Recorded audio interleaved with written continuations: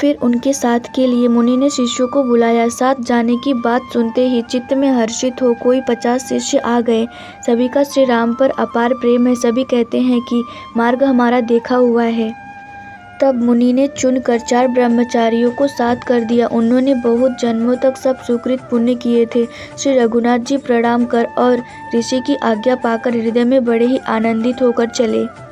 जब वे किसी गांव के पास होकर निकलते हैं तब स्त्री पुरुष दौड़कर उनके रूप को देखने लगते हैं। जन्म का फल पाकर वे सदा के अनाथ सनाथ हो जाते हैं और मन को नाथ के साथ भेजकर शरीर से साथ न रहने के कारण दुखी होकर लौट आते हैं।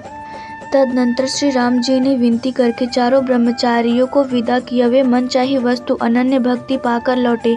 यमुना जी के पार उतरकर सब ने यमुना जी के जल में स्नान किया जो श्री रामचंद्र जी के शरीर के समान ही श्याम रंग का था।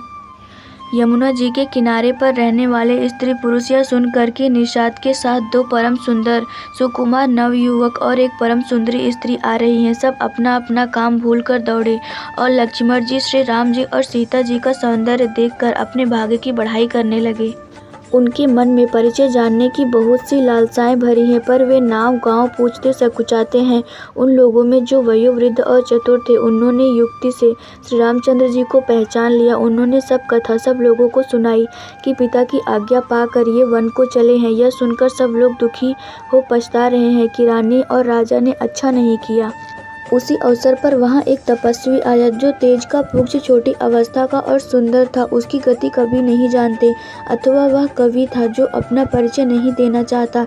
वह वैरागी के वेश में था और मन वचन तथा कर्म से श्री रामचंद्र जी का प्रेमी था। अपने इष्ट देव को पहचान कर उसके नेत्रों में जल भर आया और शरीर पुलकित हो गया। वह दंड की भांति पृथ्वी पर गिर पड़ा। उसकी प्रेम विहल दशा का वर्णन नहीं किया जा सकता। श्री राम जी ने प्रेम पूर्वक पुलकित होकर उसको हृदय से लगा लिया। उसे इतना आनंद हुआ मानो कोई महादरिद्री मनुष्य पारस पा गया हो। सब कोई देखने वाले कहने लगे कि मानो प्रेम और परमार्थ परम तत्व दोनों शरीर धारण करके मिल रहे हैं। फिर वह लक्ष्मण जी के चरण लगा। उन्होंने प्रेम से उमग कर उसको उठा लिया। फिर उसने सीता जी की चरण धूलों को अपने सिर पर धारण किया। माता सीता ने भी उसको अपना छोटा बच्चा जानकर आशीर्वाद दिया।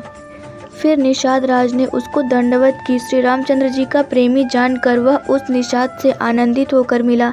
वह तपस्वी अपने नेत्र रूपी दोनों से श्री राम जी की सौंदर्य सुधा का पान करने लगा और ऐसा आनंदित हुआ जैसे कोई भूखा आदमी सुंदर भोजन पाकर आनंदित होता है।